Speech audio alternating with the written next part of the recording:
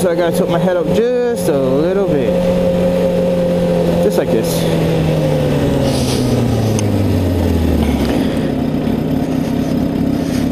Maybe I should have tried putting this thing more in the middle. Oh, it's fine. So today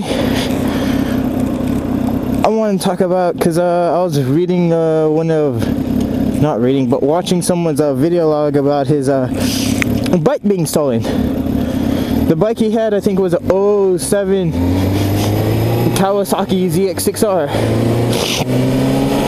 Yeah, those things are easily stolen. There's almost no, well, there is some preventive measures that can be taken, like getting like a cheap ass bike lock to put around your rotors, because the chances of them having rotor locks are pretty slim.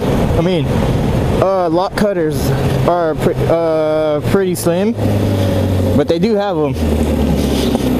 Like those cheap combination locks, I wouldn't put that on my bike. Or if I had like a Super Sport, I wouldn't put it on.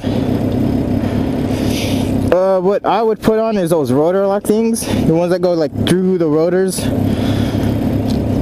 like so that way it can't go in between the forks.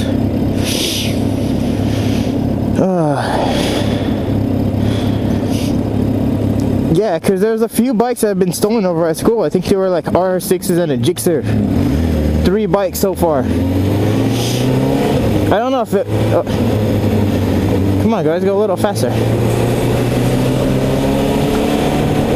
Yeah, there's a person in the back of that car without a seatbelt. That truck, because that truck is only built for like 2 people. It looks like a Ford. See, there's like a woman in the back. That's a nice place to put her, so if she gets into an accident, she's gonna die. It's like this camera. If I get into an accident, my nose will break.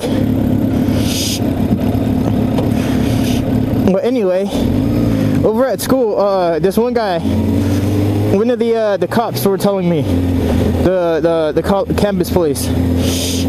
I said, yeah, 3 bikes were stolen, and one was was trying to be stolen, but he had a rotor lock on his. So the guy said, yeah, I don't think they're using trucks, like I don't think they're putting the bikes on the back of the trucks, I think they're riding them off.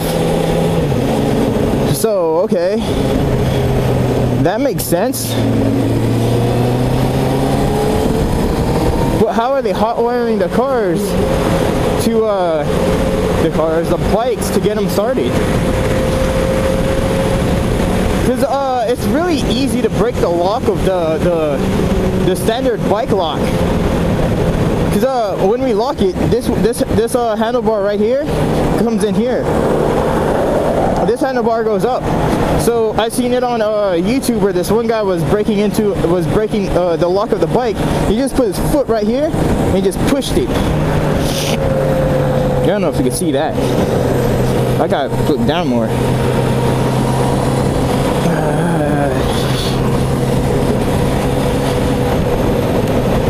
Hurry up before I'm done. I was giving you a chance. Yeah, so you put the foot like right here on the lock. I mean, not on the lock, but on the handlebar while it's locked, and just push it. And eventually you'll break the handlebar lock. And you could ride off with the bike. Or push it or something.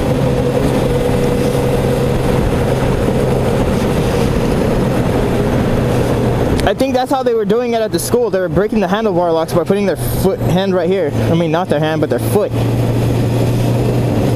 And forcing that thing to break. It's easy to, from what I've seen, it's really easy to break these locks. Now once after the lock is broken, they could just take it. They just hold in the clutch or put it in neutral and it's gone. You won't see your bike again unless you won't see your bike again. Oh yeah, that reminds me. Chemistry class, this is when I was taking it a few years ago.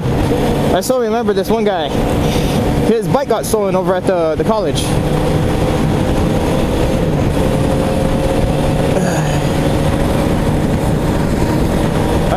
I think it was a CBR 600.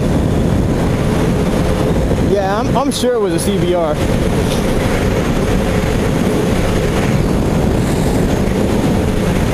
Because he always had like a Honda jacket. So his bike got stolen over at school a few years ago. And when the cops found it, they found it at a junkyard. The whole bike was stripped. Everything, the engine was gone, the mirrors were gone, even the windscreen was gone. His windscreen was just a standard, he showed me pictures of his bike. It was just a standard see-through windscreen like what I got.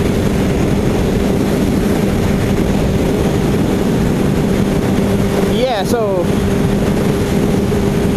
from what he said, he showed me pictures of the bike. It was all gone. The only thing that was left was the frame and the speedo.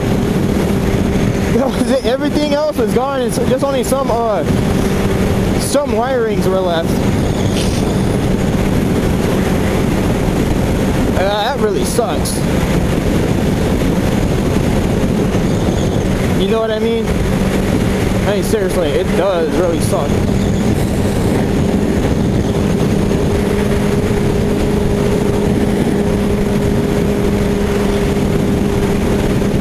That's why if it were me and I had one of those super bikes, I would get me a rotor lock for about 30 bucks and throw it on my bike. You know, it'd be cool if they had like a swing arm lock or something. It goes through the rotors of your bike, but yet it has enough space for your swing arm. That'd be kick ass. So that way it won't go anywhere. Your rear tire won't move, and if you have a front rotor lock for your front wheel, it ain't going anywhere. That'd be freaking cool. But so, someone could pick it up. Or if you guys could just pick up a 400-pound bike and put it on the back of a car and their truck, and there you're on. Whoa, that kind of sucks. It does suck when a bike is stolen. It's horrible.